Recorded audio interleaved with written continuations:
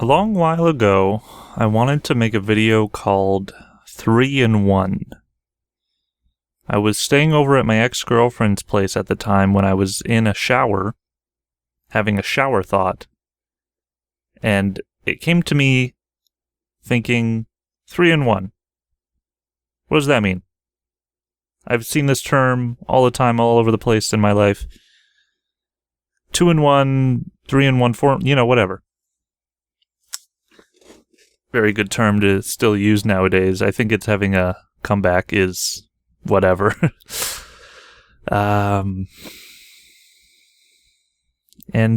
video was supposed to entail 3 different things. I had thought of at least 2 while I was in that shower.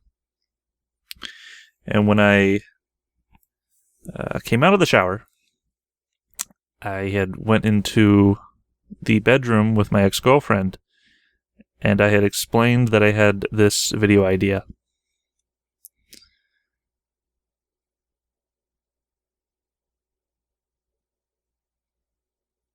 I don't know how much I told her of it, and if it should even be partial credit, but this is a different video. I still can recall 2 of the things that video was going to be.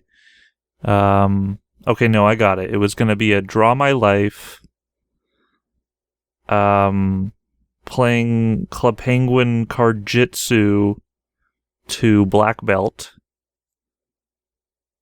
And, well, actually, this is where I think it was going to be, but I don't know. It was going to be the Ice Bucket Challenge video, but I was going to do it multiple times. And so that's a very interesting set of videos in themselves. And I was coming up with this idea in the shower, washing my head, scrunching my brain, smushing it with my fingers, and accumulated this type of idea where I would jump back and forth between those 3 videos within one video. And so it would be sort of like I think, well, I don't know how it would start, but you would see me doing a Draw My Life video, and then at some age I would skip to me playing Club Penguin. Maybe at the age that I started playing Club Penguin, I'd mention that I started doing that type of stuff, playing games. I don't know, just really getting into that whole sphere. But it never came to be that video, and I think because as much as there's those tangents of beautiful videos, it can not always come out pretty in its end product. I don't know where I heard this from, but a long time ago, it was if your idea is not above 60 to 80% fleshed out before you begin doing it, you may not want to do it. If you're 50-50 with it, you might want to reconsider things. But that might also be a good point to just jump on and do it. I like to have things around the 90% or the 1.25 times speed.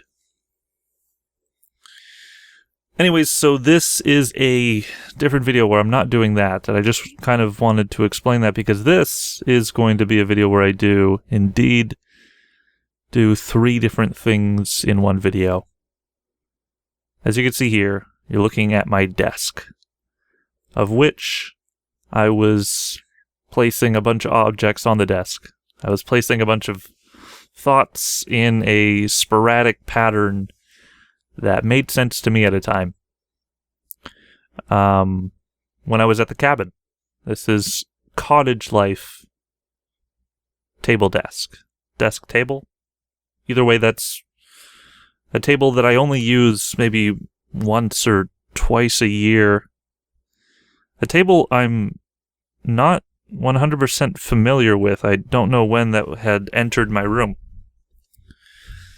Since I don't go out to the cabin all that often, my room is used for other people's staying, hospitality, hostel, cottage life. Other people will stay in your bunkhouses and such. Okay, I'm getting off course with what I'm saying here, but so the first part of this video is I'm just going to kind of look at some screenshots, or, well, pictures. They were pictures from real life when I was at the cabin this year. And I plan to go back again sometime this summer, this year. Maybe I'll make it out in the winter. But for now, this is the photos that I have with me to remember it in this very specific, encapsulated way, which I took with my iPod Touch. I took my iPod Touch out there, I took my iPad, I took my laptop, and the first thing I'm going to mention on this desk here is the water. Is the booklet at the top there, is a DVD. Well, it's not a DVD. It's a booklet of DVDs that you can slide in some DVDs. And so I took a laptop out there to watch whichever DVD I chose to go out there with, or whichever ones that were out there, because we have tons of those lying around. I think there are more DVDs out there than VHSs. And I don't think a single Blu-ray. But, yeah, I brought my booklet there to choose 22 different movies that I could watch, and I only watched one of those. And I don't think anybody else watched any of the DVDs in that booklet, as it didn't really stay in my room. But just outside that door, which is right here, is where it was another table across the hall, and that's where I kind of put the booklet, but I don't think anybody saw this or kind of knew what it was. This is just an assortment of things that would be on my desk at any point in time that you would walk into my room. Except for these Cheetos. That was one night of Cheetos, and they became stale in the morning. I didn't finish eating them that night. This is a lamp fixture. If you can't tell by the lighting here, this is not a daytime shot. Maybe you can actually kind of tell by looking at the water. Can water tell you the time of day by just looking at it? Interesting thought there. Straight dab in the middle, we got a candle that is not a real candle. And I think I left it out there. You know, I just thought I would have a little bit of lighting in case I need it when I turn off the light. But I don't think I even used that. And so my kind of thought was, maybe somebody else will. I don't really need it. I just kind of shoved it away in a drawer. Next to it is a wire for a charging device of Apple products, and beside that is a lighter, a torch lighter, which I believe I got at a dollar store. Pretty sure, because I can recall getting one of those as a gift for a friend at last minute while I was at the checkout counter. Snagging that, and I do remember being in a dollar store when that was, yeah, I got dollar store gifts for Christmas once, for people, and yeah, probably as well to me. What I did with this wire, though, is charge my device throughout the weekend, but I attached it to this little case, which I had added a little sticker on there, and on the other side and on the inside I added stickers atop it. Tic Tacs! I've not finished those, and I think I've had those. I still have that. It's been having those for a plentiful years, like at least 6 years, I'ma say. Oh, and I think that's just a napkin behind this glass of iced tea. But this is a, well, what's it called? Well, the tape measure gum. I can't really recall what it's called, but it's the knockoff one. It actually might be the Barbie one. And when I had finished it, I had put more gum in it, and I have it actually next to me here. It's just a different type of gum, not the tape bubble gum. It's these red and blue ones or something. If you know, you know. I'll put another picture on top of this picture. Those are probably my two favorite bubble gums. Well, I don't know. I don't have a tier list. It's just those are the ones I tend to get, at least nowadays. Under the water bottle, we have a coaster, which I probably doodled on it throughout the weekend, and I believe I kept it out there, so when I come back to it, maybe it'll be disappeared, have more doodles on it, or has not moved at all. I seem to notice another coaster over here. A spoon! The reason there's a spoon in the glass of iced tea is I'm drinking powdered iced tea. So if you know about that kind of stuff, it might be a delicacy to some, but instead of getting it out of a plastic bottle or out of a can, it seems to be a little bit more efficient to get the canister of powdered sugar, essentially. If you know about chocolate milk making 101, you know, the bunny, or the powder stuff, essentially that, but for iced tea. And I just explained that as if you were a 2-year-old. But I keep the spoon in there for my multiple intakes of iced tea throughout the day. Intakes of iced tea. What a thing I just said. That's the first picture. And let's okay, hopefully this works. So that's what happens when you open the door. It becomes daytime. So I have a very, I'm just gonna say, skewed direction of how I take pictures. Like, yeah, of course I could have got landscapes, or I could have got the nature. I could have gotten the wildlife or people. But I'm sort of looking at things at a different lens. And I am a little disappointed that I didn't get more 16:9 pictures. Even if it is just pictures around the cabin, because to look at that kind of stuff is still nice to look at a more of a clearer human eyes lens. But sometimes you just forget when you're holding an iPod Touch, you don't think about turning it around. But with at least this photo, it kind of has makes sense a little. It's just a door frame in a way. And on the wall there behind the door, which is inside the room, the outside of the room is over here where this window is. That's the table I was mentioning earlier. But behind the door is a puzzle. And what I just said there might have...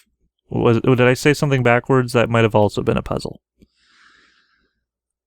Yeah, a lot of this is made out of wood. My dad had made this cabin all himself with the help of friends and a coworker or two. And it's basically made by hand and out of wood. And whatever this material is that the wall is.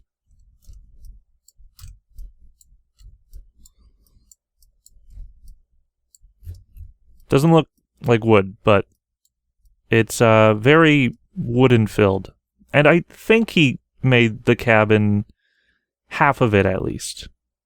He's doubled it and added a deck that surrounds it. So to say that he built the cabin from scratch is not completely the truth. We just kind of landed on it. And then built upon it.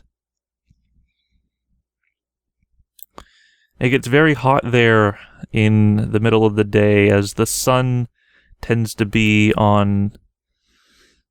Well, it hits into the room. So, being in the room, even in the nighttime, because there's no air conditioning out there as of now, it gets hot at night. Middle of the day, it's like the only place that it's cool is when you jump in the lake and then you get out of the lake and sit around for a while. It gets hot out there. And I think if you didn't have windows, that just wouldn't make sense. But it does really enhance getting hot with those windows. Let's move on to the next photo. Get a close-up of those Cheetos while we're at it. I ate those the next day. They were stale. I took them to the dock, read a book, and ate those Cheetos for breakfast. Onwards. So that seems to be another puzzle that somebody has done, and they plastered it, they put it up on the wall, they taped it together. I think there's such a thing where there's a mat underneath it. So when you finish a puzzle, that picture would look good even upside down. Wow. You can kind of hold it very well with that mat. And they liked the puzzle enough that they put it in my room. I like it. That's a dresser. The only dresser in that room. Beside the table, which does have one dresser drawer. Just one drawer. This here is not a drawer, by the way. That little one. Here's a lamp. Didn't use it once. And underneath the lamp is a coaster, deodorant, and a Lego man. Yeah, so sometimes my room gets filled with things that aren't mine. I think one of the first things I do when I get to the room is check the drawers, and I tend to find some odd items. Some blankets and pillow-like materials. But can you spot the one item that's not mine in this photo? And if you said everything, then you're probably correct. But next to it, or in front of it, or closer to us, is these little... what are they called? Paul Rudd would know. Containers. The first time I went into a container store, I lost my mind. Which I took out there to draw. You know, I like doing that. I used to do it every day, but nowadays I don't keep up with that at a daily basis. But when I was out there, I did indeed draw every single day, and I enjoyed that very much.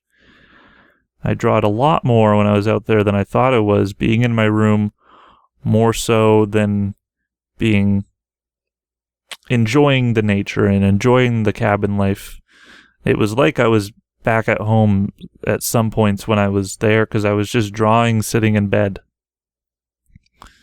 The only difference is that the inspiration was all around me. I would look up and I would look out the window and I'd just know that I'm, quote, here, unquote. But filled with those containers is a bunch of colors. Sharpies and whiteout. I believe I took out some pencil materials, so a sharpener? Is that what that's called? It's been so long since I've had to actually use that word, but like an eraser, a pencil, and a sharpener. Maybe a couple of pens. And yeah, that's what those are in there. Next to it is a booklet, which I drawed upon, and I think that's a pen. Oh no, that's a whatever that is. You know, but it's attached to your keychains or something. There's a little bandana hat or something. I forget where I got that, but I'm wearing it as of these like past 2 years, and I really like it. Probably got like a garage sale, or maybe that other store. I can't remember what it's called. And lastly, infinitely, the other thing that's in this photo is the book that I'm kind of reading. I am of that statement that is truth as follows. Something of the likes,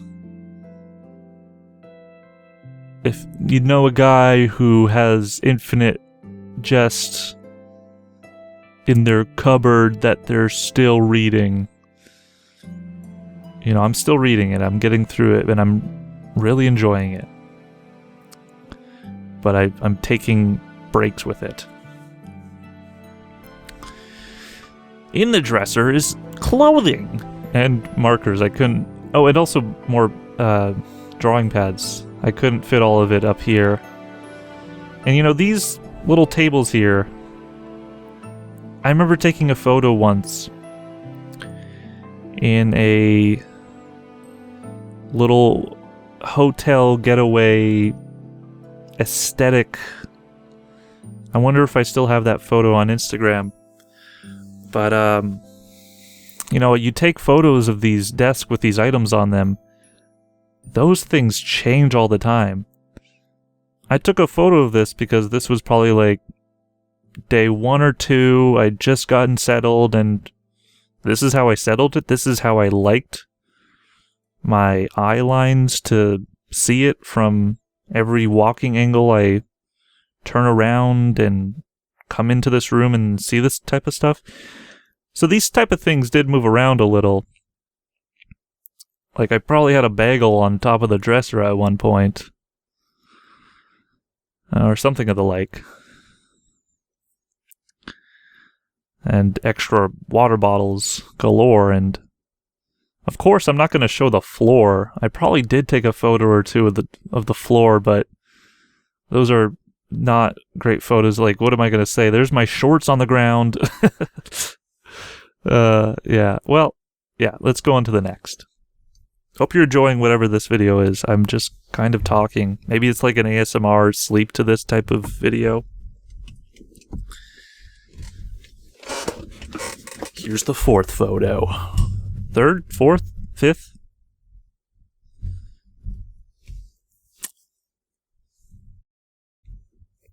So this is... I'm doing a little cabin tour, and I'm slowly eking my way out of my room. This is a perspective from outside of my door of my room. So down here is where that table is. You know, the one table that had the DVD case on it. That was a good starting point, so we knew a reference of this table we're going to be talking about throughout. And it had a fan on top of it in case somebody needs it throughout the time. There was 2 fans, and I believe they were both brought into a different room. Here's a painting that's cut half off, and I love that it's a wooden frame. I haven't taken the beauty to appreciate that until I'm sitting here. And I don't know who drew that, who painted that, but very pretty, of course. And I cut it off in the middle. On purpose, I believe. And if we go into the middle of this frame, we'll see a door frame. But yeah, anyway, I'm going to get a little bit more of a reference point. Favorite term here. You go outside this door, and if you turn a little, you'll be kind of going through here, and then you can go through into this doorway, and there's an or, and then you can go the other way. You can... It's not just like 2 doorways and there's the wall here. Technically, this grayness is a different hallway, not gray way. But, yeah, what we get to see into a peek here is sort of an illusion here, because you might be a little confused as to what you're seeing. And, you know, I actually kind of like that when you get out to the cabin, windows and mirrors become a different thing. When you get out to a cabin, you're less with your phones or televisions, and your storyline of city or town life or wherever you live becomes a little pushed away, and you're pulled into the people's lives that are going on when you're out there with these people. And I shared the cabin this time around with about 8 to 12 people. And that doesn't mean they were all stuffed into the cabin. There's little mini cabins that surround this one that are very close by. And then there is actually a walkway to a neighbor's house, which is a very nice thing that it's like only 2 minutes away from your neighbors. So if you have something scary happen, like a bear nearby, you have a different place to run to. Or, you know, different thoughts of advice. You may have neighbors who are there at this time of year. You go talk to them about something. And they do stop by all the time. It's a very communal type of thing where it's like you invite them for dinner very often. At least our family does when we're there at the cabin. I don't believe, you know, here where I'm living, that we have our neighbors over for dinner all that often, or even family. It's not too common place for us to do that, or even go out for dinner. That might happen 5 times a year, like all together as a family. But so I got distracted by mirrors, and I went into that whole thing. And so yes, this is a mirror, and it's going to be hard to kind of explain this next portion and what is this room and all that kind of stuff. But I'm not really gonna. There's a recycling at the back door there, or front door. That's a front door. There's a picture of me, my sister, and my brother. Oh, and there's a broom. And another broom, or is that a vacuum? You know, when it comes down to everything in a cabin, there's just a pan. That's a freezer, by the way. There's a rug. There's many rugs because bugs. I'm not going to be able to explain all these things that are in here. I'm not going to know everything. So I think that's kind of why I take photos like this. It's like, I only know a certain percentage of things that is going on, and I'm sure I can just take a picture of something that I'm curious about and then send it to someone later when I get home. And then, ask them, or ask the internet in general, like, hey, what's this object? The same thing goes as that I can just ask my father. I can ask somebody nearby when I'm out there at the cabin. I don't need to take a photo of the coffee filters and say, hey, how do you use this? And then you send it to somebody. You don't have to do that. But I'm not going to be able to explain all little trinkets and details. I probably took different kind of photos when I was younger. Like the door frame might have fully been in frame. I might have been thinking about it in a sort of getting a good film shot, if you know what I mean. Like getting something that looks like a set. This may be a good angle for a movie. I'm not sure, but I'm just saying... I'm saying a lot of things. I'm just saying I wanted to get photos that I like to look back at. Let's move on to another photo. This is another table. Wooden floor and lots of wood. Here's a L-shaped couch, which sometimes people sleep upon. I believe this is a bigger booklet of DVDs.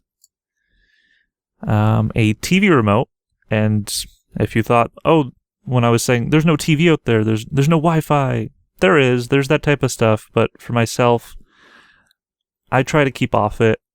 I can't help but look at the TV sometimes, and I did bring my laptop out, I explained that, and it's just something that when I'm out there, it's like, I really like to explore the other aspects of life, like these couple of books here. I actually placed them there because I wanted to take a read at them. I might even, I think I put this Lake of the Woods booklet, photographs. I skimmed through that a little bit, but I didn't read the entire thing. I did read the Winnie the Pooh book. That was very nice. And then I took it home. I think I even took this book home. Yeah, I think so. A couple of coasters. I think I got this one coaster when I was in Montreal. It's a sort of, I'm just going to say the word illusion again. I can't think of a better term for it, but when if you look around, if you move from left to right or whichever direction, you'll kind of see like this sort of movement and pattern in that. And I thought that'd be a nice gift for the cabin for when people are in the bar room, which this room is that room where they have this table, and up here is a dresser, but it's not. This is actually a TV stand of sorts. And there's coasters that are usually necessary for a bar room. And this is a older coaster that's been quite used. You might think that rustic choice of that coaster is so nice, but that really is just an older one that's been lasting for a very long while. If you were to ask me if I have memories of this coaster as a kid, I do not. I just could tell that it's older, though. This table, though, I do have memories as of when I was a kid. It used to sit in the other room of the cabin, and yeah, it's shiny on top, and I don't know what material it is. It looks wooden.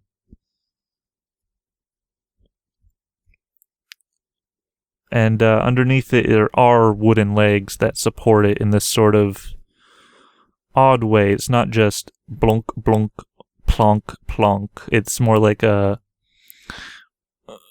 crisscross type of thing. This isn't the greatest photo of the table, but I think I just took a photo of it really fast because I didn't want to. I was just like looking at my iPod Touch, like, here I am taking a photo of a table again. I didn't want to take more than 20 minutes talking about it, or, you know, taking a photo of it. This was a real quick snap, and then I kept walking.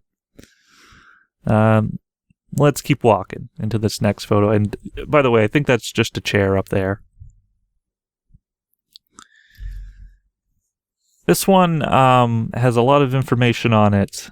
This is where I'm gonna say I don't know a lot of the things on there, and I might not stay on this one too long. Newspaper articles, custom drawn words, dart table board thing, probably snippets from magazines, potentially instructions, dimensions. Oh, for a dartboard? Or, you know, maybe other things. Oh, Kinder the Eggs. Kinder the Eggs. The Kinder Eggs story that I think, like, some guy died in the States from eating the toy. Yeah, other interesting things on here. Of course. Yeah, just a nice little thing to have in the bar room. Throw some darts at that thing. We used to have a dartboard in the basement of our house. Not one as, I guess I'd say, professional quality as this one. I don't recall if that was my dart that I threw. But, that wasn't me. But we had to get rid of it because of just, as you can see by just how large the surface area of this board around the board is, it became a tad issue for the basement. I mean, do I have to say there were holes in the walls? This is a pillow that I had never seen before at the cabin. I picked it up, and I just wanted to kind of showcase the funny nature of it, and get a good angle of it so you can kind of tell that it is a pillow. If you look at it from it just being on the chair, a glance, or if you just look at it from afar, you may actually think that's a piece of a tree trunk. That I thought about getting a good snap of that, because I've never seen it before, and I just thought, that's a neat little thing. How we rest our heads on this. There's another photo in the bar room, and you can see some chairs, some mats. This is after they redone the bar room. Like, it used to have even worse wood years ago. The initial flooring was, it was just plain old wood, but then we got this good old wood. And I miss those years when they actually tore apart that floor. And I hadn't been in the cabin for a few years. I stopped going for a while. But seeing this redone floor, this is a really nice floor, but the one before that, you might actually find it to be a bit more of a homey vibe. Because I kind of have a little nostalgia looking back at photos for the old floor.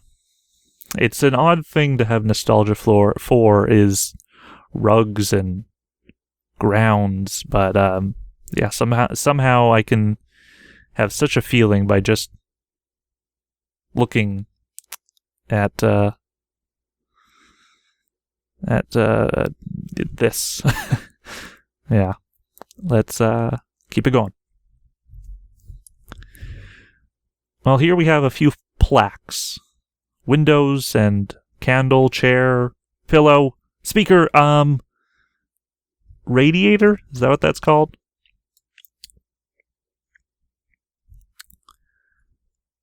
A little bag.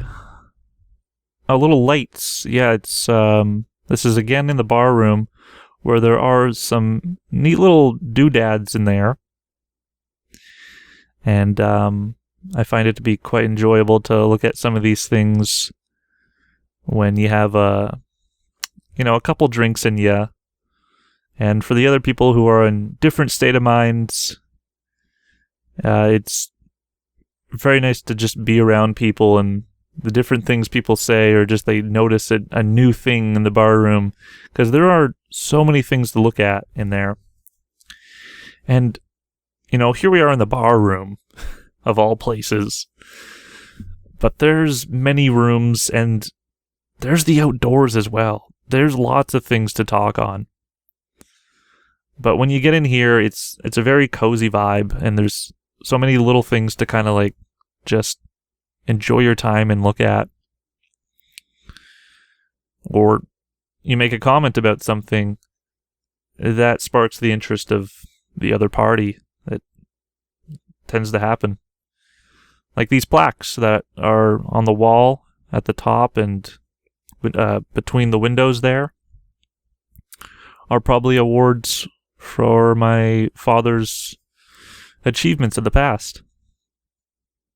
And, you say something like, "Oh, I didn't know you," and that'll get someone a-talking.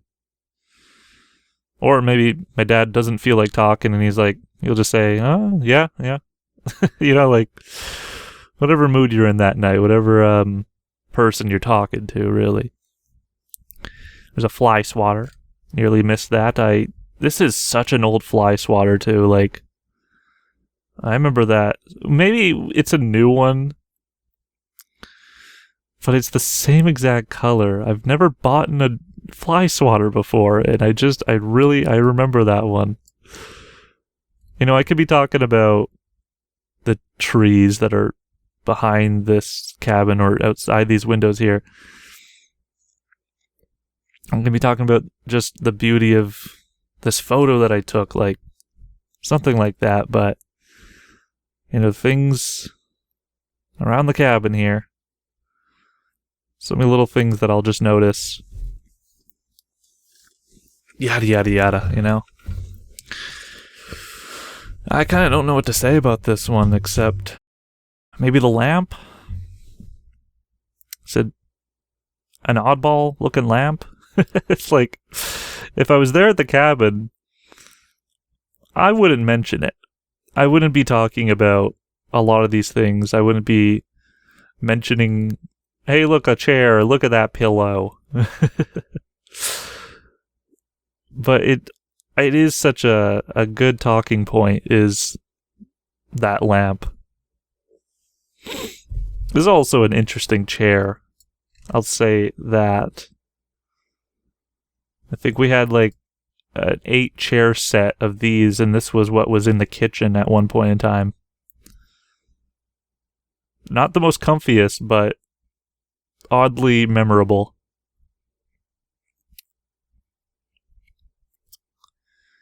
This is probably also a charging station for someone. I would assume there's a plug over there.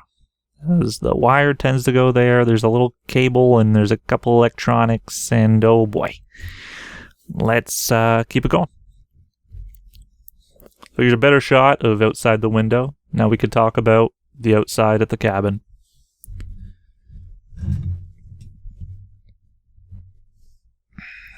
I don't think I got it in frame, but there is actually a little rock surface, I believe, behind here-ish. A little triangular looking, it's red, white, and a rocky surface in the middle of this watery surface. You know, if you were to ask me, which direction are you at the cabin? Like, north, east, south, west, like, which way is which way? I wouldn't know. I don't know which that way is. I don't know, you know, that kind of thing.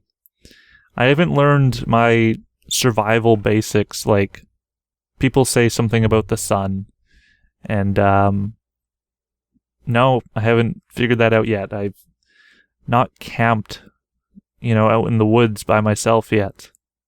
The closest I've gotten, I think, is slept on the trampoline for the night. But albeit out here at the woods, like, there's a trampoline outside.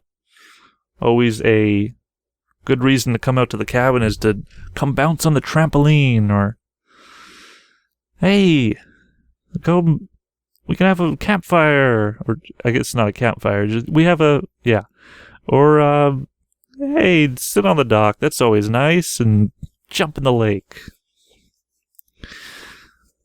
I do recall sleeping on the trampoline at least once.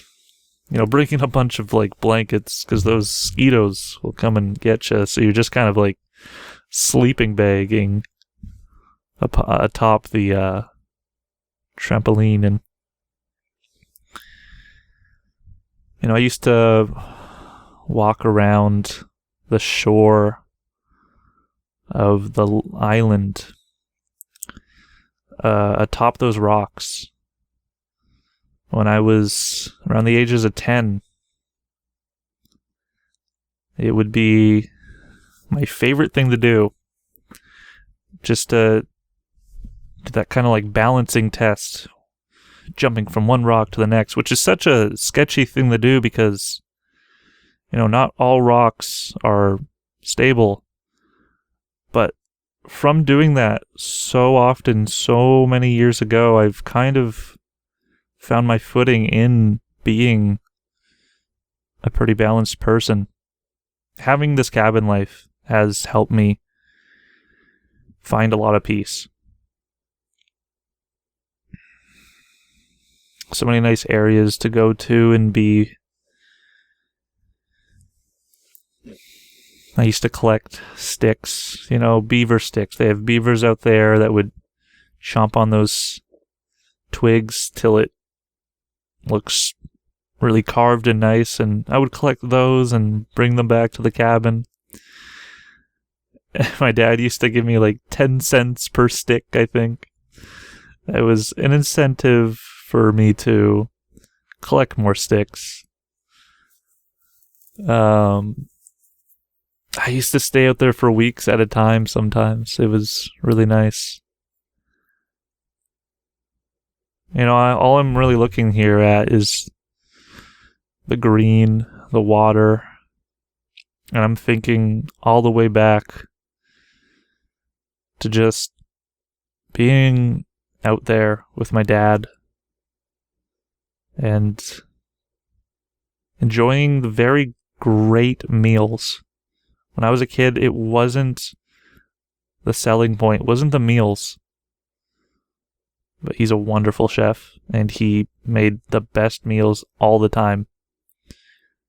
Two of which, when you're eating your food,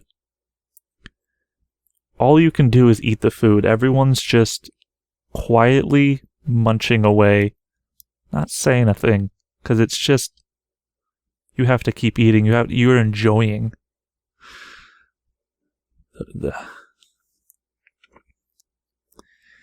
I remember I have lots of fond memories of playing Gameboards out there. One of my fondest memories is us all around the kitchen island table thing playing a game of Clue. And I had gotten out a little bit early in the game. I don't know how I got out. Maybe I just didn't understand the game. I wasn't playing. I was just maybe watching. And it became such a close game. It became such a intrigued to be watching it. I just don't really remember playing that one. But we played a bunch of board games out there. Lots of sets. Oh, and what's that little game board thing called with those little pegs? I'll get a picture of it, but that one's also very like cabin life to somehow describe it.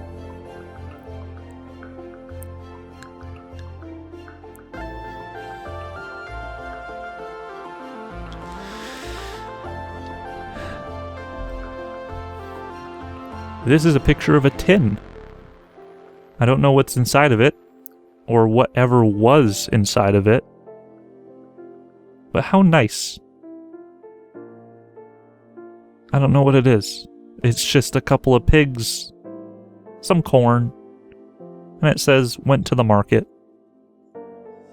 I mean, as far as I know, that's a tin that you can open. I guess this is the first object I'm kind of asking, like, what is this? But I also don't need to know.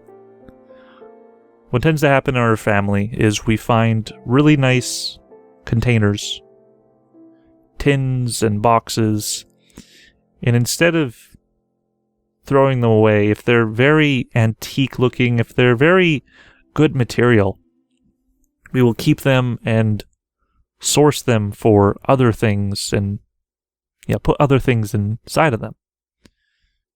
Here's a back scratcher right there. That's very nice. In case you need that. But in case you also need this, this is here for your enjoyment. I don't know what's in there. And I was not curious enough to know to like open it. I suppose maybe next time I go out, I will check it out. It was at the top of the shelf, so it just felt like there was this sort of this measure, like, do I need to know? I'm gonna kind of make it like a mystery box for now, like, take a picture of it and not know for a few months. But still, this tin is really nice, like, doesn't matter what's inside of it. And, yeah, what's on the next photo? I don't know. I'm gonna skip this photo. Just for my own, validity of safety. This is a Mike Tykes. What is it called? Well, I don't know what it says. But something about this is so in my like, I've dreamt this item. It's no longer mine. It's like, we brought that out there when I was a kid to play with and have fun using it for whatever it was used for. I think it was like a sort of car structure like thing. I can kind of remember those little dollies. What are they called? Lego guys? I don't know. And it's just something about this item is so nice to see it again. Like,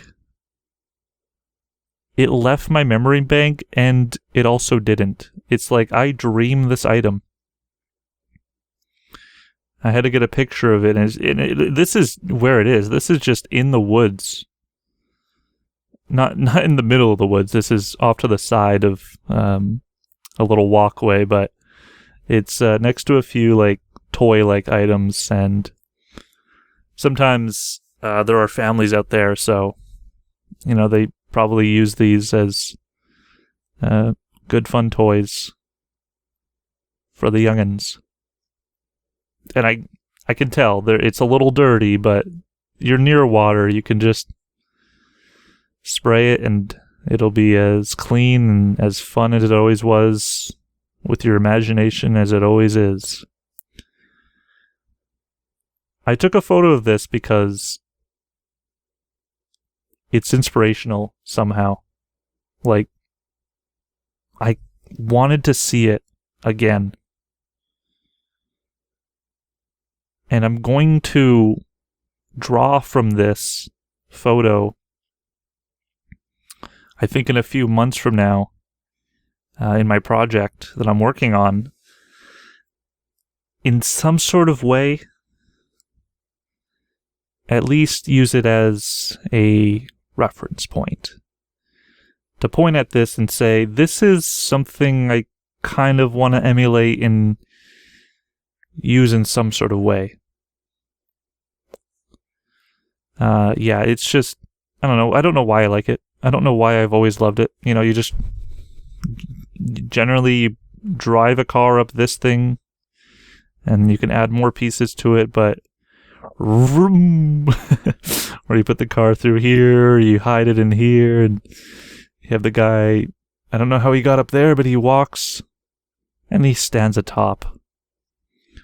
Something about this item is just very nice to see when I saw it again. And it's about 3 foot tall, I think.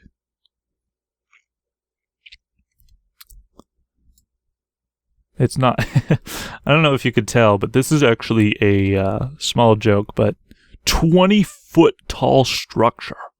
I loved going here as a kid.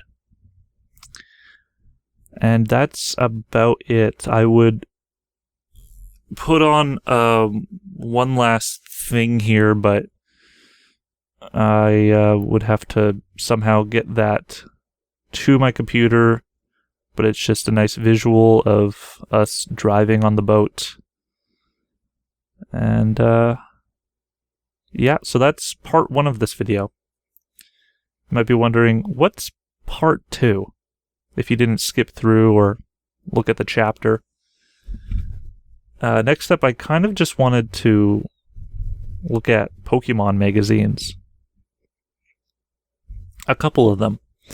Just looking through the Pokédex, really. These old magazines that I have that we've kept over the years that maybe my mom got in us when we were so much younger. I wanted to kind of look at the little scribbles I put on there. I was such a rascal that I would put little check marks to the ones I liked or gave them imaginable amounts of attack or power, defense, just like how much I liked it out of 100. I would rate some of the Pokemons. And I kind of just want to look back at that. I was flipping through it earlier in the basement when I had refound it, and I was looking for other things a few weeks ago, but I had recently refound that, and it just kind of stayed in my mind for these past few weeks. And I mentioned it yesterday in a stream, and I just had such an inkling to go look at them again. So I'm gonna flip through it with you on video for here. Yeah, when I was making the Lego moon landing stream, I wanted some little background objects of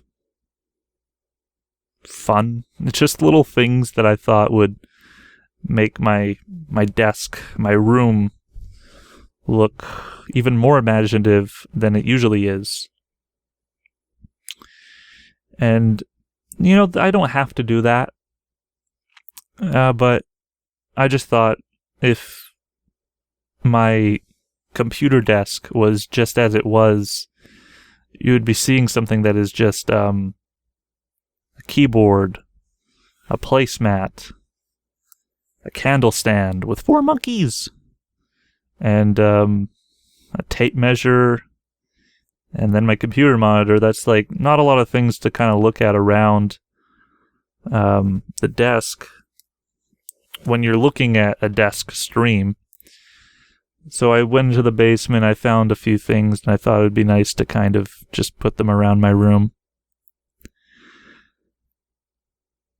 And it's not like, you know, when I'm sitting here without that kind of thoughtless mode, like when I'm looking at the computer screen like this image, you know, I don't necessarily tend to think oh, there's not much here, because I'm looking at the computer screen, or I actually look up a lot of the times. Or I look over to my lava lamp. I have another monitor to look at. You know, I look at these posters, or I look at the objects above me. But plainly speaking, where my hands lay most of the time at the keyboard, at the computer desk portion of it, it does look kind of bland. Anyway, I hope this wasn't too boring. It was really just a weird talkie that I went on, and I think I went into a lot more detail than I thought I was going to, in terms of just speaking about these things. And yeah, revealing some family history inherently? Is that the correct term? Just like, you know, I'm speaking from my perspective, so of course I'm going to be speaking about my own family history by just being myself. But by coming into my room, by seeing these photos and these things that I've been a part of for many years, you know, that already in itself will be showcasing my family and how they settle things on the territory of land. I think I'm speaking at a point of, you're just looking at a video, listening to what I'm saying. But by looking at these photos, you will kind of gesture at how we place things around our room differently than you may do. And maybe that's just a weird thing that I'm going on about, and maybe I should just cut this portion of the commentary out. But, yeah, my mind's going a little blank now that I've just said that. I will cut it out at that point where I said, I'll cut it out.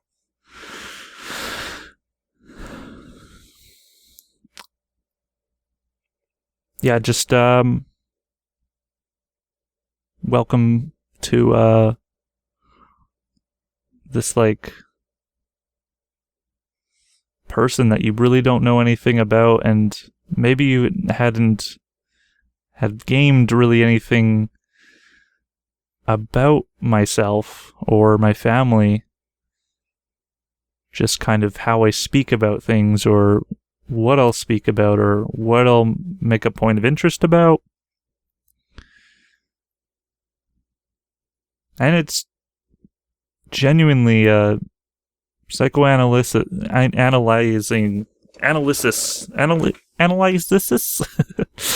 of why I made this video, or why I spoke about all of these things in this specific pattern, this way, or what I mention.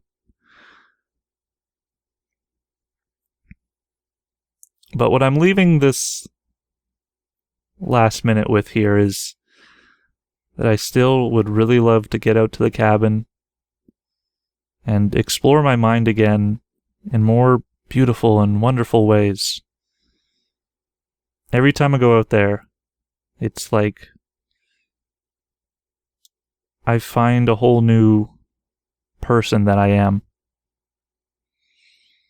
When I went out there this year, I didn't take that many photos. Sometimes I take a lot. Sometimes I take 0. When I went out there this year, I was pretty peaceful going into it. And when I came home, I felt pretty good.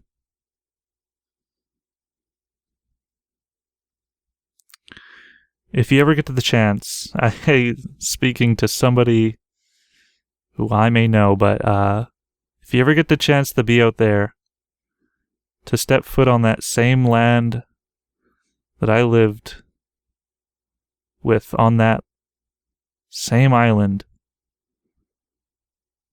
I hope you can part some good things cherish the trees and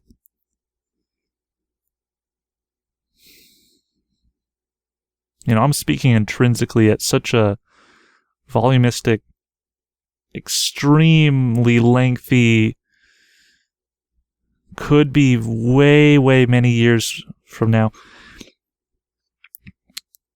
So I don't know what to put on this signpost. All I know is I've had some really great times out there, and I just hope you can find some good moments as well, like with the breeze and the trees, the place the sun hits.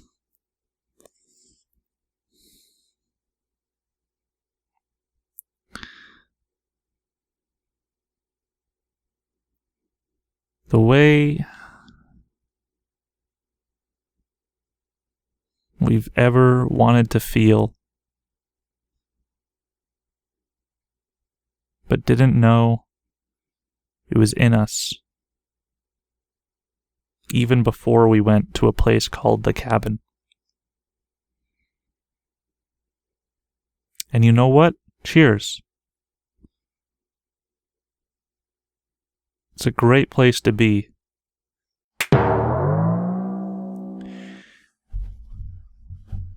So I don't know how I'm supposed to do this next portion of the video, especially when I'm talking about Pokemon. As I know what you're not supposed to do is tear apart the collectibles. I was a stupid kid by drawing on them, and we had to get multiple of these same issues when I was younger. So, as you can see, I drew on the front cover just a few seconds ago. No, when I was like 5 or younger, for whatever reason, I thought Chazarz was good and not good, or whatever that means. And then at some point in time, I just started doing a Y or an N. Like, yes, I like this Pokemon, or no, I don't. At one point in time, we got 2 of the same issues because we knew it was going to be an issue for me when it came to like me drawing in these, and I got a little bit in trouble, a little slack for that. And sometimes I even cut apart these where I would take out specific little images and use them for something. Like the Yu-Gi-Oh ones, I tried snipping out some of them and using them as real cards, but they were never to the exact size of an actual card, and I think they did that on purpose. And on some of this stuff, I don't know what that is. It's like that was Blastoise's attack. He was doing something or other. If I take a closer look, it's a line connected to his actual name. That right there says Blastoise. And I'm like, connect the dots. That's him. And then I just crossed out the other stuff, it looks like. I'm not really going to look at all of this booklet. I know this is probably a collectible to somebody, but now that you know, I've drawn the heck inside of it, it probably isn't. I'm not going to really look at this as much as I can spend and fill my time at just looking at this for hours and talking about nonsense for hours of this exact page or this exact page. I'm gonna just kind of look at the Pokédex page, which we naturally got to. In this issue, they don't do it in order. They do it by, it looks like, their type. And grass type, which Charizard is on there for some reason. And it looks like I wrote some numbers. Getting a closer look, it looks like a combination of numbers. 1, 2, 6, 5, I believe. if I think about it long enough, I can really become my, like, younger self and why I gave these numbers or why I checkmarked frickin' Venusaur twice. It's probably just as simply as that's how much I would choose them when playing Pokemon Stadium. I never learned how to really play Pokemon, the card game. It was some guessing, but I also just didn't find myself finding that same crowd where other people were actually playing Pokemon cards. It seems as if Pokemon was more of the collecting thing, as it was called Collect Them All, but yeah, I didn't really see people play that game as much as I saw people playing Yu-Gi-Oh! But I might also have been a little biased, as I knew how to play Yu-Gi-Oh! So I knew people who played Yu-Gi-Oh! But for, like, maybe there was, like, one person playing, or a couple people playing Pokemon back in the day. Or maybe it was just not of my time, because of my elementary years? Don't shame me on whatever numbers I gave a specific Pokemon. That I know that one's number 17 or whatever he is in the Pokédex. He's 100 in my book. He would be. I think I like him a little bit more than a 90. I'd give him a 95 at least. But, you know, since I was born in 1996, my elementary years really began in about 2002, so I think Pokemon was getting the side shelf as Yu-Gi-Oh! Maybe became a bit more of the rant and rave as those years went on. And don't get me started on Digimon. That one's just completely, like, up in the air. I don't know how to mention that one, but I actually saw a picture in one of these magazines where it was Hitmonlee versus one of the Digimons, and it was the cactus-looking one, and that was a really nice image to see. Like, I never knew they actually collabed. Suppose I didn't like these ones as much. They all got like a 40 on their grade paper.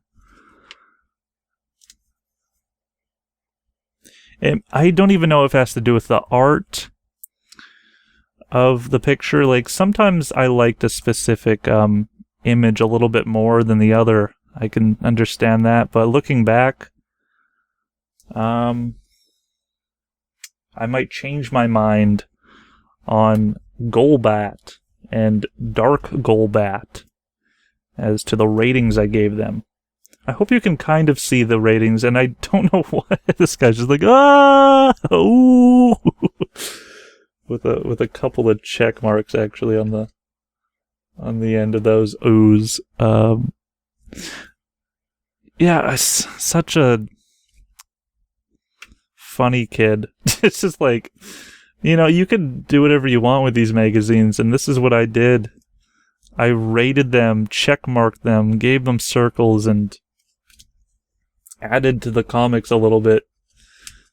He's going like, ooh! I just said that. Gamer candy. No, what? I don't remember this candy. Anyhow.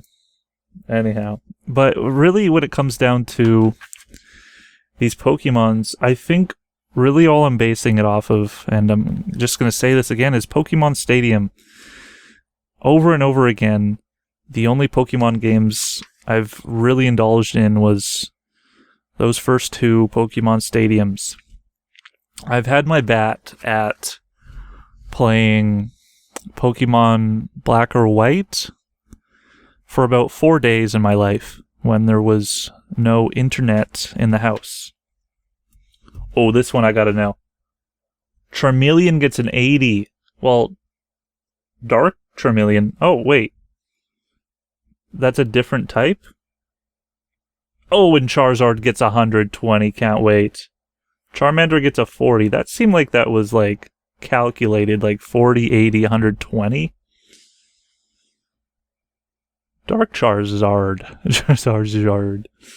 There's just 2 Charmanders. Just, they look different. And one's getting a 50, one's getting a 40. I would give this nowadays. I didn't know that it goes 100, over 100 in my book. Okay. I would nowadays give this Charmander a 60. And this one a 61.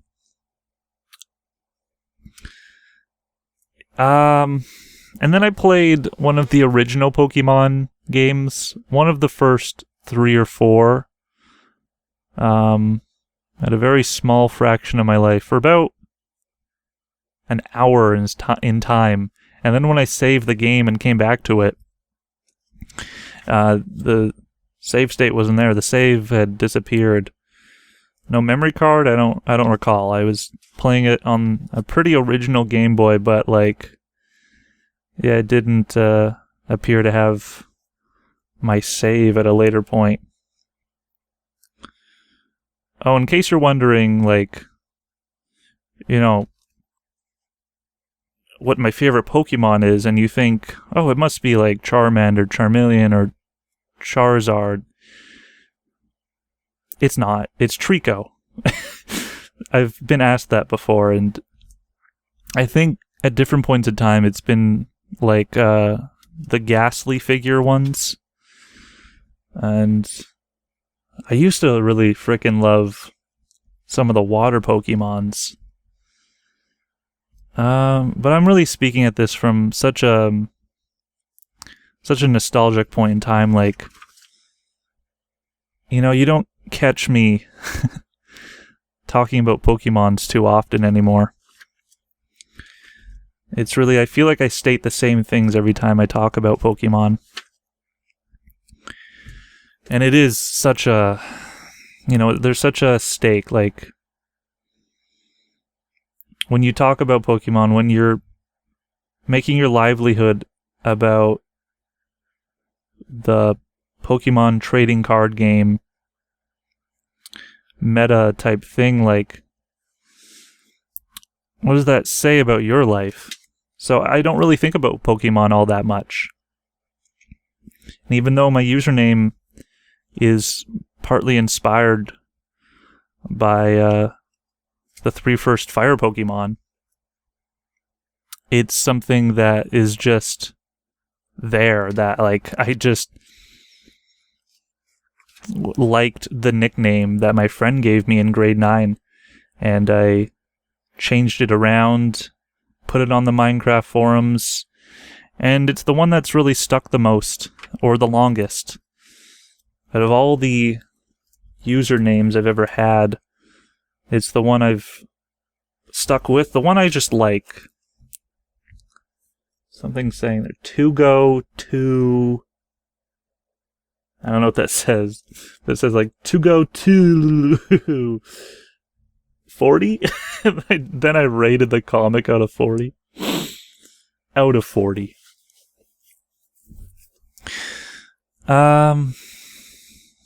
You know, like, I just feel like I should talk about Pokemon-related stuff while I'm looking at this.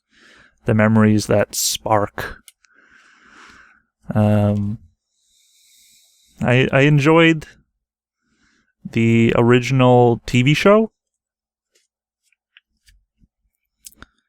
but I never followed along with it quite well. I do remember waking up early in the morning sometime watching it, and I do recall having a phase where I was watching episodes as they were coming out or as the reruns were in order. But I actually kind of got confused by the amount of series and which one to start at.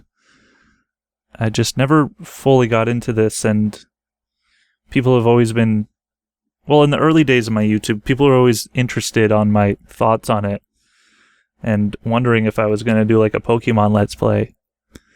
And I don't have plans to, because as far as it could ever go is playing something that I know, and that would, again, just be Pokemon Stadium, which I've never completed, so that would actually be maybe a fun thing to just go through those battle gyms. Or what is that thing on the left side of the game where you go through, like, the tower or something? I've always enjoyed that mode, but was never able to complete it. I don't think I ever completed that game. This was one of my favorites. These two guys, and I can't believe they're only rated 50 and 80.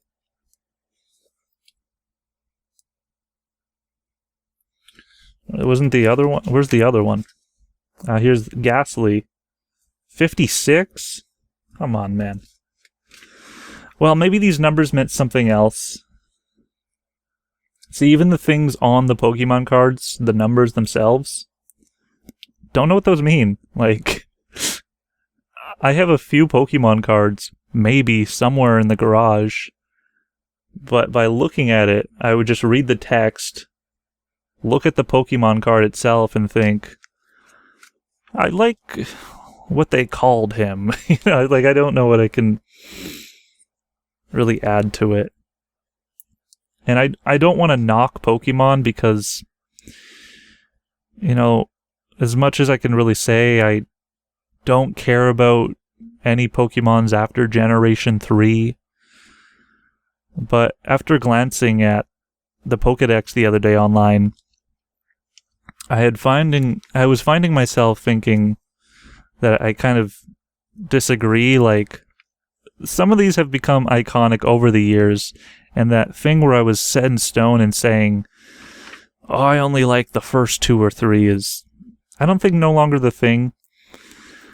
But the latest 2 generations, I think I can kind of still say, like, I'm not used to them yet. And I guess, yeah, in the future that can kind of change. Anytime a new Smash Bros. Game was released, they would have, like, one new Pokemon fighter, and I was always like, I have been playing the recent ones. I don't have an attachment to it, but it seems like the community is hyped to be having this specific Pokemon in the game. And, I don't have anything to complain about that. It's really just fascinating. It's a fascinating world that we have, that Pokemon became very much a part of it. This says to Chaz, and then you to Chaz. Sometimes I used to do that, where I would just, like, gift myself something. I like the way, like, to Chaz looked on gifts, like Christmas gifts. So this is for me, for some reason. Oh. Yeah. Colorless, I didn't know that was a Pokemon type.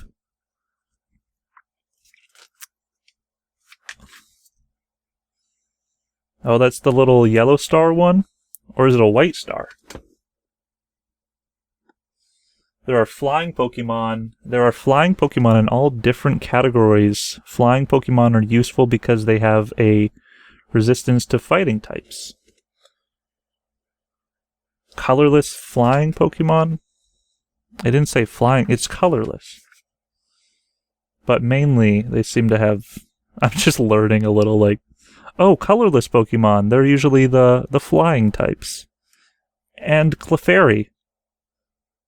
Can Clefairy fly? No, she can sing, or it, or they, or whatever. Today. I think when I saw Jigglypuff in the original Smash Bros. All the way back then, it did peeve me off just a tad. And that's such a test of time of, like, do I care anymore about that? Like, am I wishing it was a different Pokemon that was chosen to play as? I think back then I would have said yes, and by me explaining it this way, I am saying yes, but it was just so odd to see that one being chosen and not something like Meowth or Raichu or, you know, something that was more like a Mewtwo standing up type of Pokemon that you do see in the later ones. But I think, you know, this is just such a guess and probably already stated in the Wikipedia. It's just that they only had so many limited assets back in the 64 era that they had to make something that was sharing assets, you know, such as Kirby. Or maybe it was just such a funny thing to have Kirby having something that also copies Kirby. Yeah,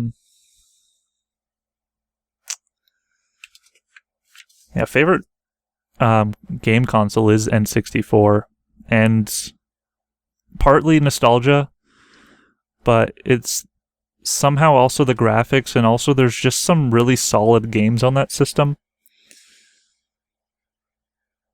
I don't know why. I don't know how to explain it even further. It's just simply it is 64 is my favorite. Not my favorite number. Oh, here's the trainers page. So I even rated the trainers. This one, the first one gets an X, also as a check mark.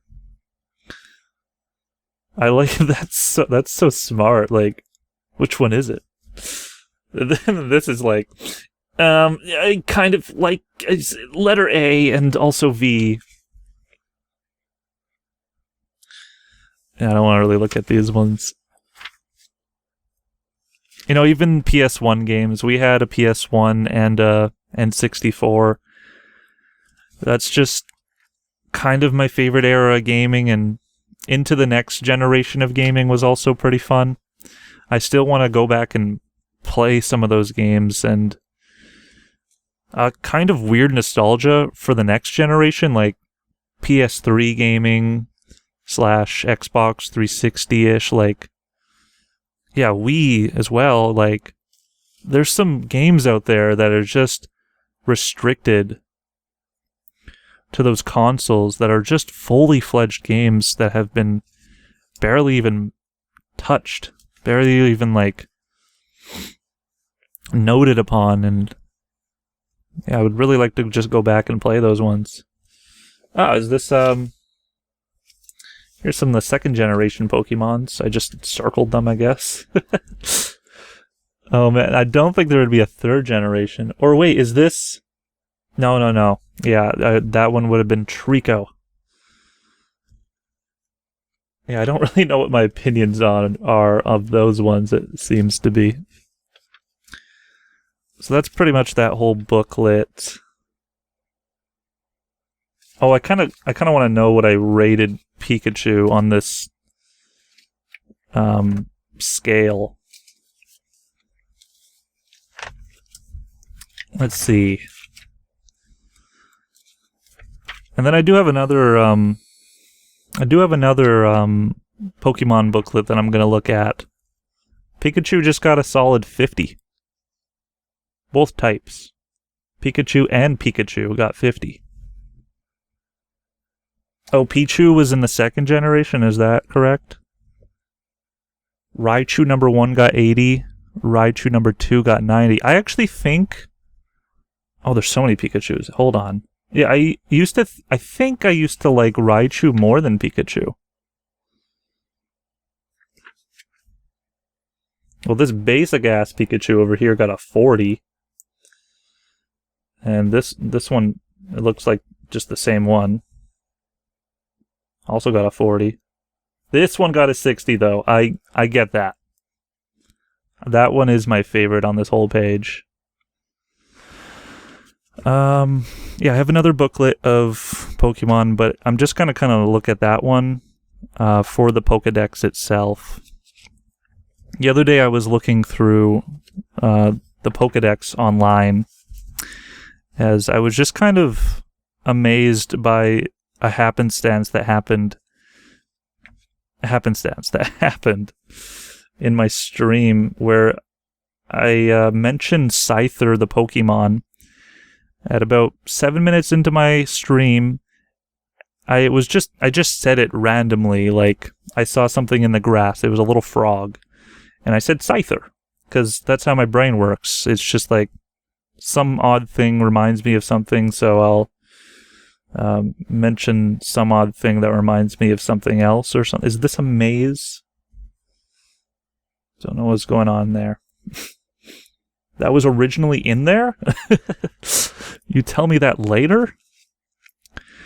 But then I went after the stream just to like, because I was just like curious of just like looking up Scyther and knowing information about it. Like, is that a Pokemon?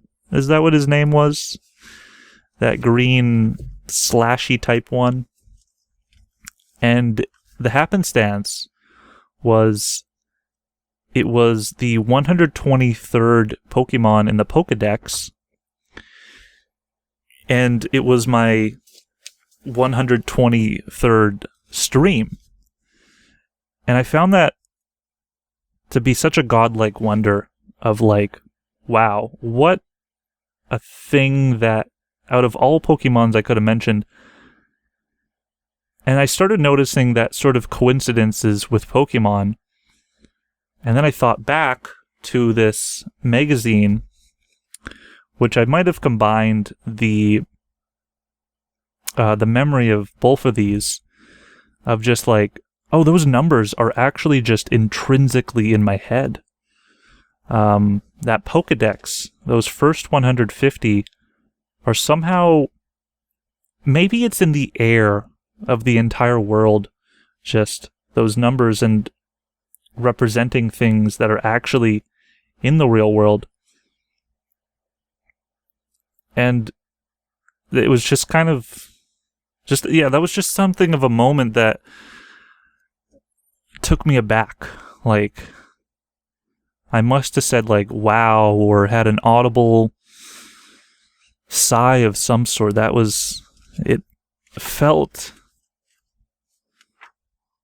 just felt great. Also, it felt great. Oh, this May, Bomberman returns! And he's still the bomb. I never played Bomberman 64, but I heard it's a good one. Pokemon Evolvers. There was so much Pokemon stuff. That stuff was everywhere. And like, I was a kid, so when I saw it everywhere, I'm not even speaking from that same perspective. Because when I was a kid, real life was just what it was. So when I'm saying Pokemon was everywhere, it's like looking at a picture of Where's Waldo. People tell you Where's Waldo is and know exactly where he is to this point in time. Like, newspaper articles have already been written. This is an old magazine from 2000. Coming summer 2000, or maybe 1999. This is already all stated. This is already, like, done.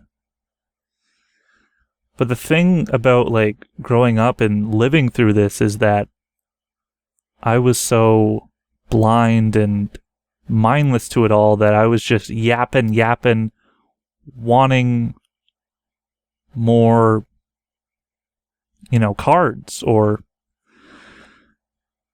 I needed another stuffed animal, or a game rental, please. And this type of thing has just been so a part of my past that when I say Pokemon was everywhere, I'm thinking of that as, that's what I look back at in the history books of Wikipedia pages of how people talk about it to this day and how people look back at it all those years ago.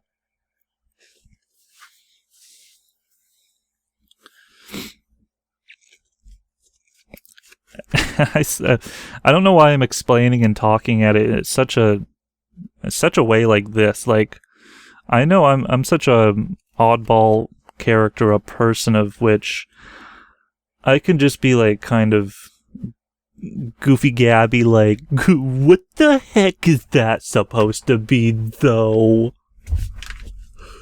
What? You know, like, I've had such an array of beings over my lives that when you ask me the question, who made Pokemon? I don't know. Zurizaki or something? Satoshi Tajiri? Oh my gosh, the freaking Pokemon Gameboard just entered my head. We used to have that. Some sort of... It was like a freaking island, and they had like a bunch of little token cards of cardboard and such. It was so great.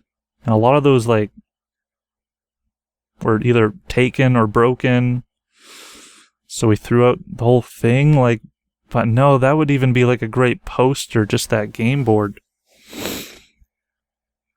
Ask me again who made Pokemon, I don't know, but like, I think what I was going to try to get at is, it's like, it's hard to explain a person that is currently living.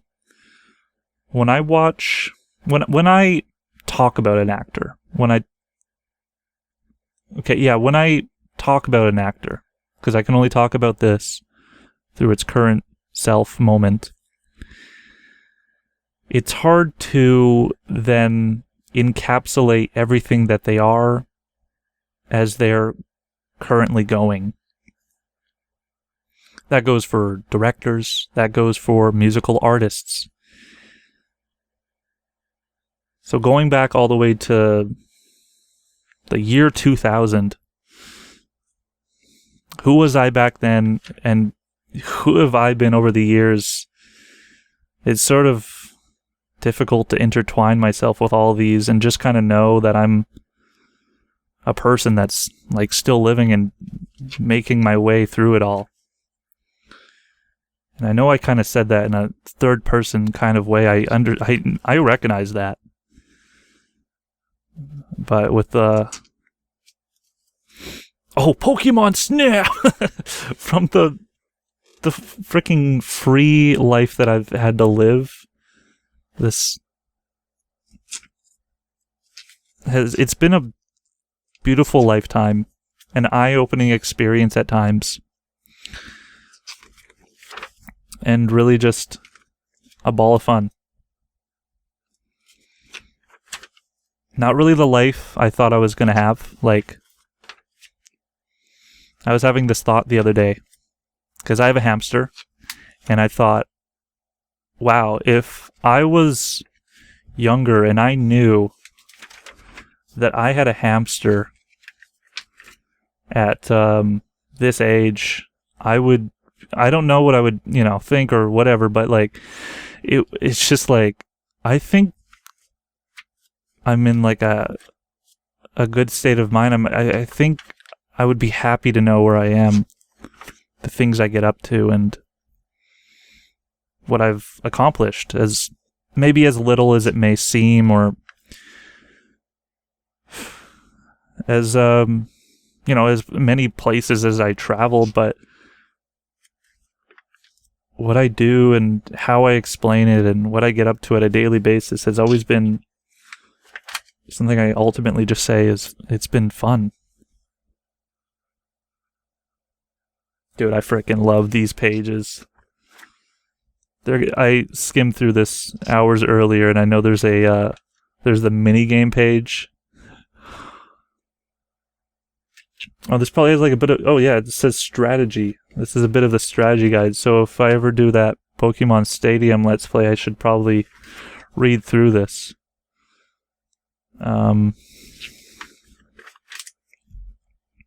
Or read through it as I go, as I'm doing it. Oh, this is the freaking... I don't know why, I might slightly, ever so slightly, like minigame games more than just games. Earlier I was playing ToonTown, Rewritten, and I was just on the trolley for about an hour. And it's just so fun to be thinking in your bathroom that I want to play Toontown in a few minutes, and then you can. I was just trying to kind of think, like, do I have any, like, toon tasks that have, like, a micromanager that I have to defeat?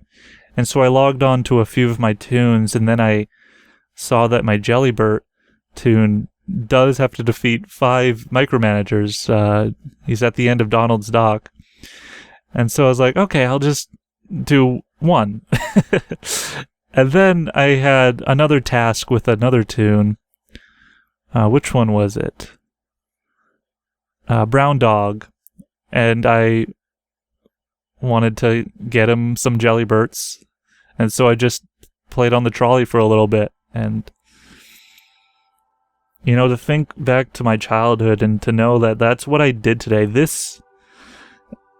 I think that would be just kind of incredible to, you know, talk to them. Like, of course, that kind of time travel thing, like, what would you say to them? I don't know, dude, but just keep on, and then he'd just be bored, picking his nose, and just already walking away, or continue playing Grand Theft Auto San Andreas, like... You know, I don't know what I'd even tell myself. I would love to put this on my wall, just this image, but I'd also want this image as well. I would need another magazine just to do that, because I wouldn't just have one of them. This one's pretty pristine, this magazine at least. I don't know if this is what you would call a magazine, or where we even got this. But I must have been told not to draw on this one. Okay, here's the Pokédex. Just plainly in order. And I don't know how to do this part either. But we'll keep on going. We'll find our way. Actually, I'm just going to kind of browse this and let you browse it as well with your eyeballs. And you can only kind of get a glance, a sight of it, but it's still nice to see this, isn't it?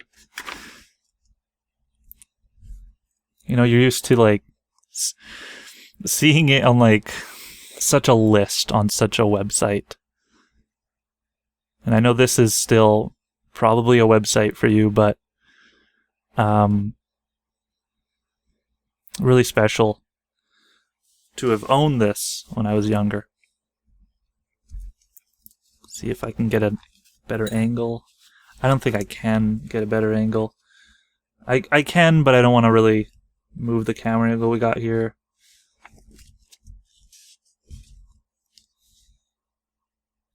Oopsies.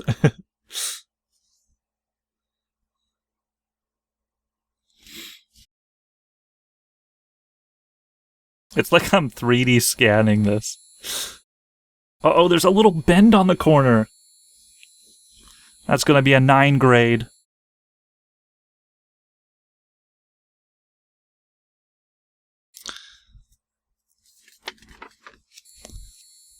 So I don't think we had, I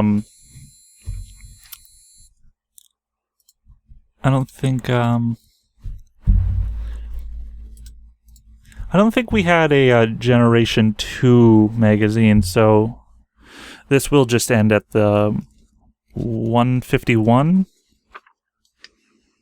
Yeah. I remember sometimes they kind of close it off at 149, like they left Mewtwo in the dark, and then they wouldn't even tell you that Mew exists. Something like that. Another Pokemon tidbit of info. I might have seen that movie in theaters. I can't recall. You know, it's like...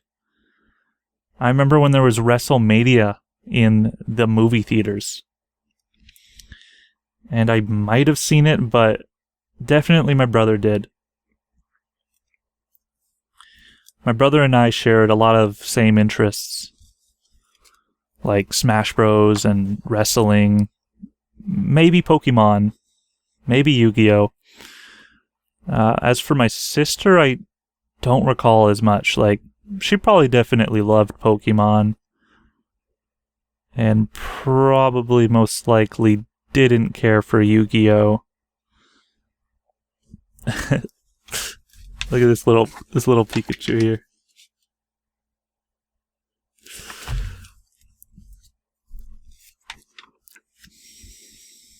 I think that's about it. That's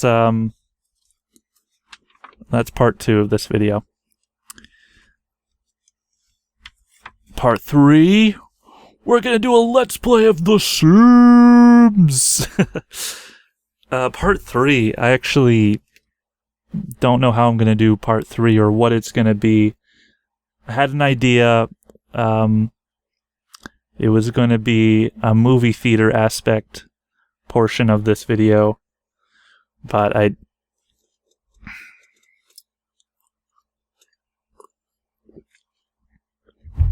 but I'm gonna record that another day, whatever that next portion is to be.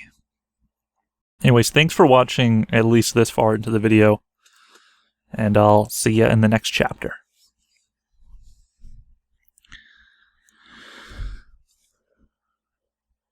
Special Pikachu edition. The Pokemon Report.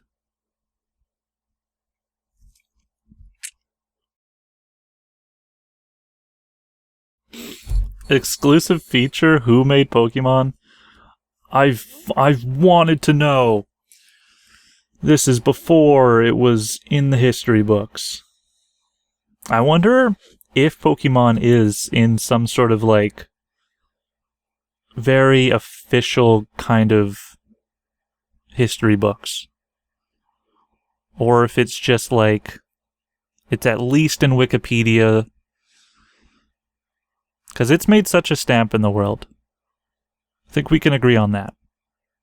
So yeah, thanks for at least listening to, you know, my portion in this weird realm of the Pokemon world, the current planet Earth, and yeah, again, I'll see you in the next part. Chapter 3. Life, A, Death, BC, Bedep, the take before the finale.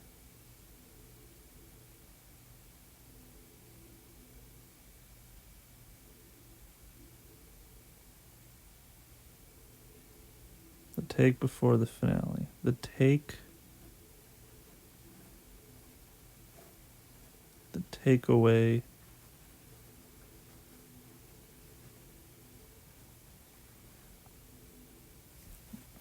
The take.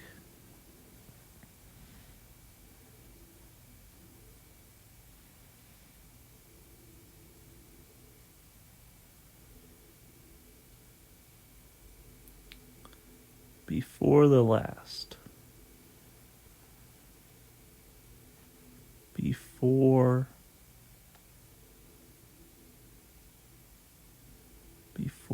for. Before for the. Before for the. The.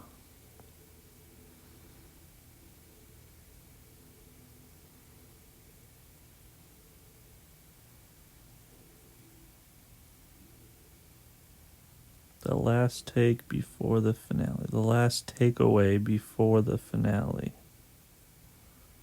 The last takeaway, then the finale.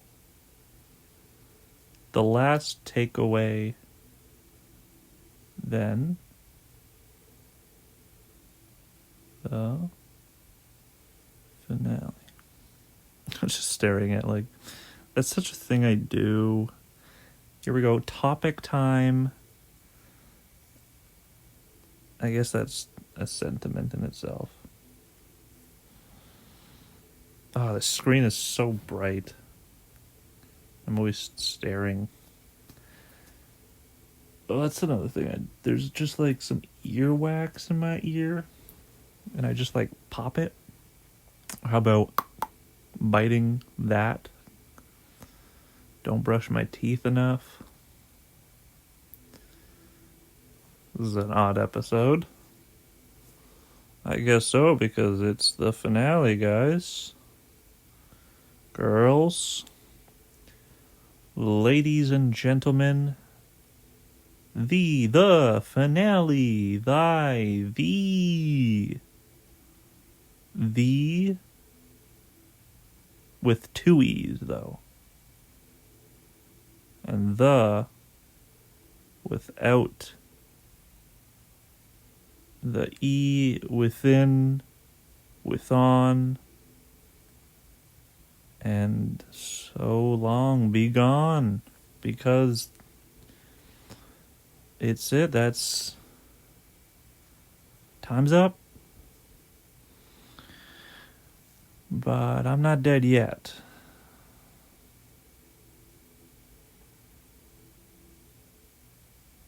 Breathe in. Gosh. Go ahead. Yell Josh.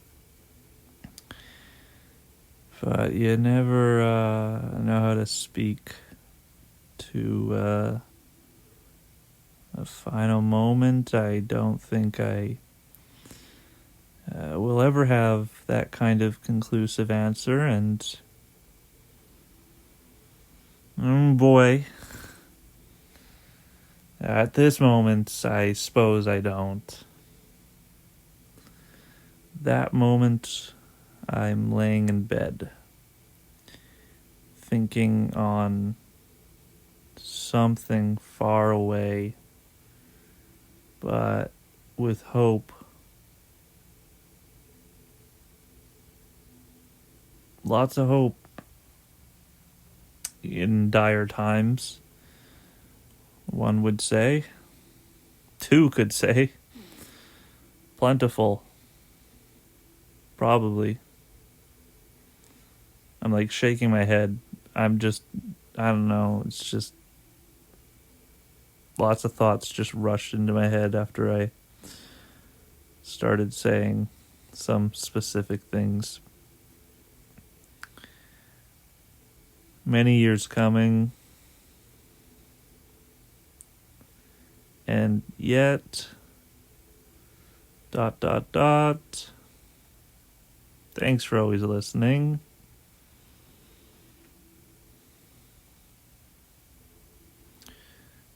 It's funny, it's weird, it's a thing that we do where we speak over Let's Plays, and this is the Let's Play, where it started to become the Let's Play about Let's Plays, and it was about a lot of just figuring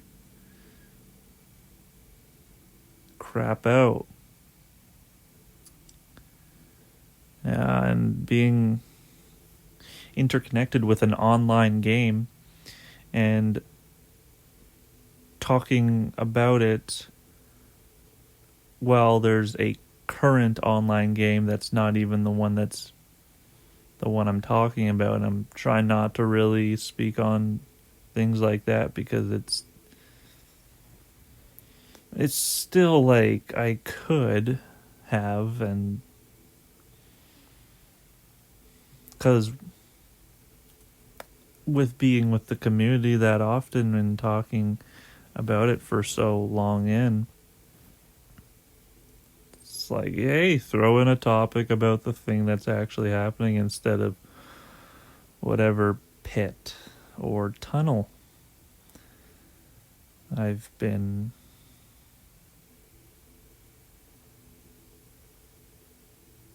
at home in my room, my house, where my mom lives with me and my sister lives here, and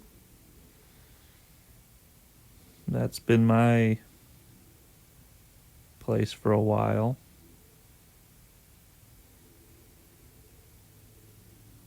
For a while there, I was not feeling well.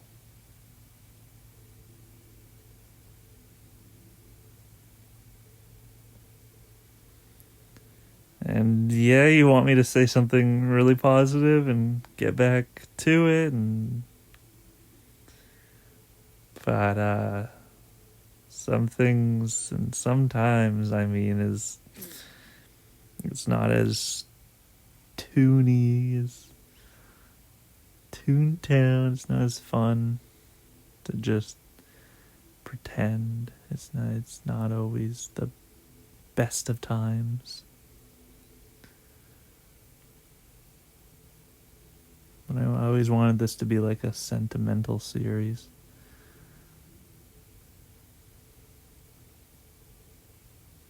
Beyond the moments of my hamster waking up and walking by the cage and then likely just going back to sleep. Beyond the little moments of... No, those are nice. Those are nice moments that those little things happen. But beyond the news, really, is how I wanted to go about this. And is how I think I did. And maybe it was a lot of about myself, but I tried to make it engaging and tried to make it further than I tried expanding my brain than just what I'm even saying, and I threw in multiple meanings a lot of the time for the very reason that we are more than one person, especially when it comes to a recording. I'm seeing a vision of a monitor, but just a VHS, a TV screen, a connection with somebody where you're looking at a baby walking on the television and you're relating humanity with them figuring out the first breaths of air and water and walking and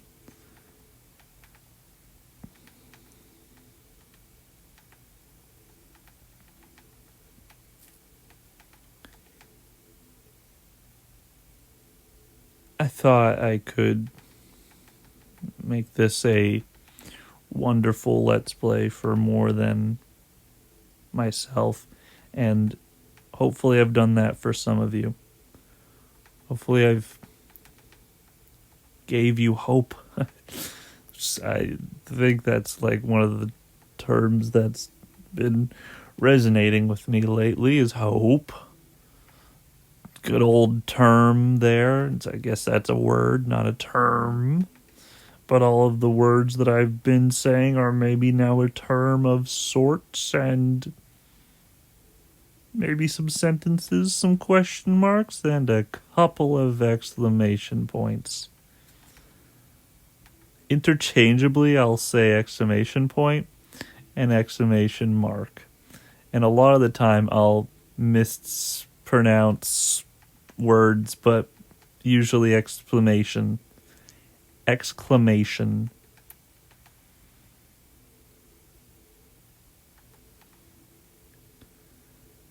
could have had some commentaries that was just said, no comment, airy. And then it's just a picture of a monkey named Gary. Right at the period of where it says no comment. And then G stands for good talk. Thanks for watching. Thanks for playing along. Thanks for staying you.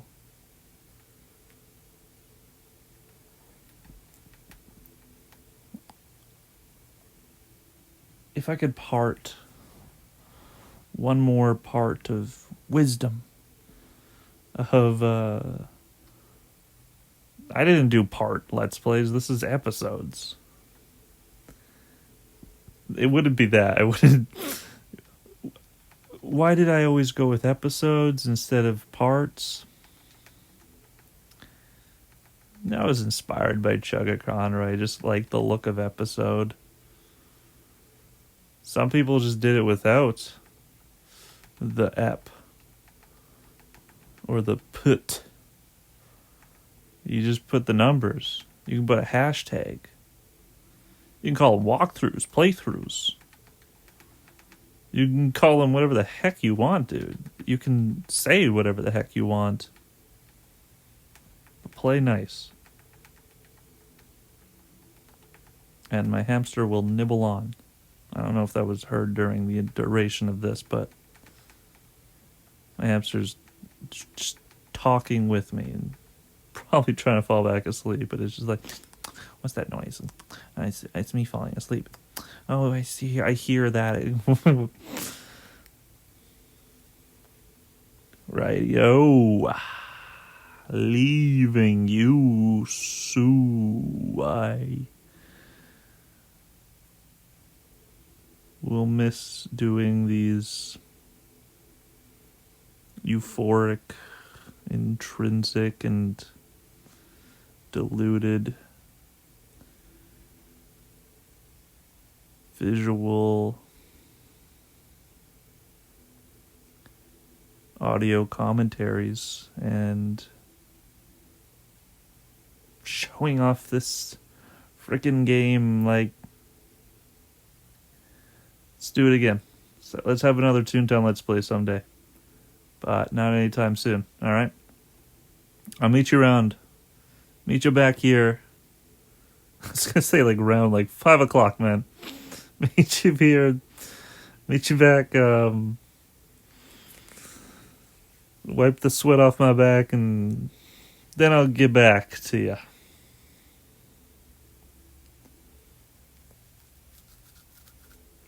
Oh boy. Well, I'm gonna go now. Fade out this audio or something as I walk away from the microphone so everything gets a little bit more quiet. What's my actual voice? Are you wondering what my actual voice is? When it's come down to the point of this where I don't know what my actual voice is, that's what I've got. I got to start figuring that out. Because I'm looking at these cartoon animals. I got to start looking at humans again, so that way I can figure out, like, I can look in the mirror more, and then I can shape my face and just put on some fur. No, not fur, because that's animal. So I put on some fabric, and then now the voices, they come and go, but ultimately, I think you'll know your voice.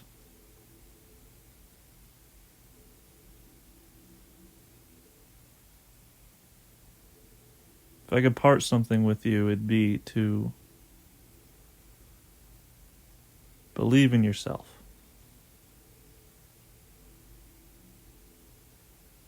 Find oneself.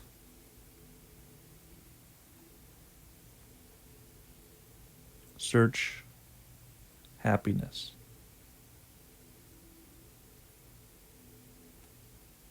And as always, don't forget to be awesome. Stay you. So long, and thanks for all the wishes. Thanks for all the wishes. You guys just gave me so many granted false wishes. I do wish that wishes are real. Heck it. I'm not going to be mentioning sushi. And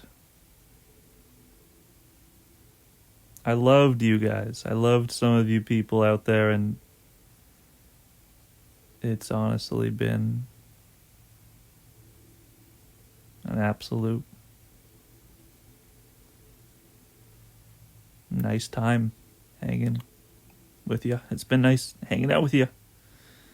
And Tuners signing out.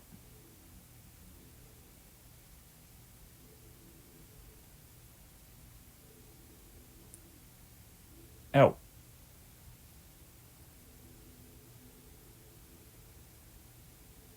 Out.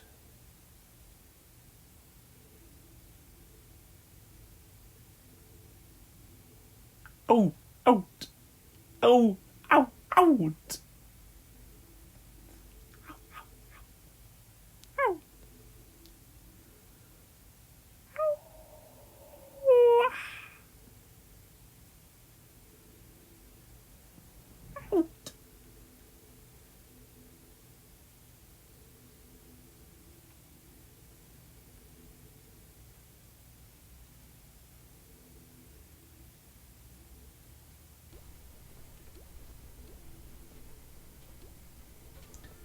There. Out there in the tents.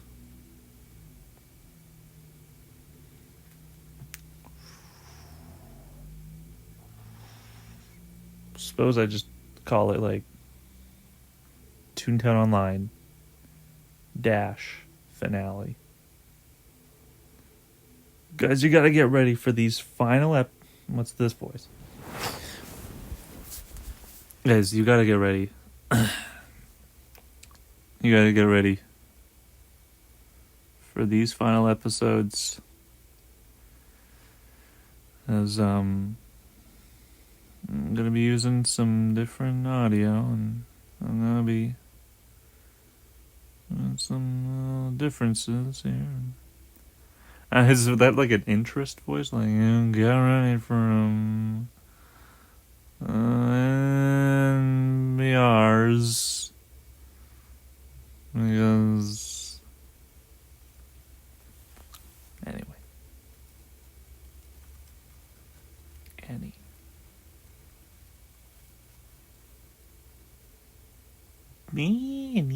PV. Hey, PV.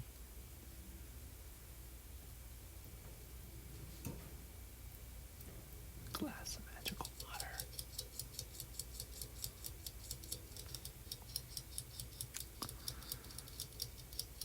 Peanut butters. Squibble. Come check out my scrib, bruh.